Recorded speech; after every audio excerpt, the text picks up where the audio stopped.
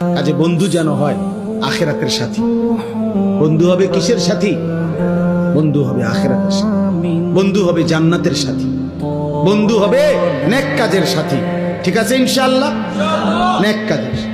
আল্লাহ কোরআনে বলছে, ওই যে আয়াত, ওই আয়াতে আল্লাহ বলছে নেক কাজের বন্ধুরা আমি আল্লাহ তাদেরকে ডাক দেব হাসরের ময়দানে, ইয়া ইবাদি, হে আমার বন্ধুগণ, বান্দাগণ, লা খাউফুন আলাইকুমুল ইয়াওমা ওয়ালা আনতুম তাহজানুন, আজকে তোমাদের কোনো ভয়ও নাই, চিন্তাও নাই। এরপরে আল্লাহ বলবে উদখুলুল জান্নাতা আনতুম ওয়া আজওয়াজুকুম তুহবারুন। বাহ! আল্লাহ বলবে তোমরা যারা নেক কাজের বন্ধু ছিলা, তোমরা বন্ধুরা একে অপরকে হাত ধরাধরি করে গলাগলি করে আমার জান্নাতে ঢোকো।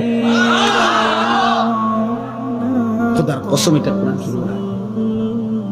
হ্যাঁ, এমনকি এই আয়াতের তাফসিরে আছে যে স্বামী স্ত্রী তারাও মূলত বন্ধু, যদি তারা একজন আরেকজনকে নেক কাজের সহযোগিতা করত। স্বামী স্ত্রীকে নামাজের জন্য উঠাইছে, স্ত্রী স্বামীকে নামাজের জন্য উঠাইছে, স্বামী স্ত্রীকে নেক কাজের দিকে ডাকছে, স্ত্রী স্বামীকে নেক কাজের দিকে ডাকছে, এরাও বন্ধু। আল্লাহ তাআলা বলবেন এই স্বামী স্ত্রী তোমরাও খুশি খুশি গলাগলি করে হাত ধরাধরি করে তোমরা জান্নাতে ঢোকো।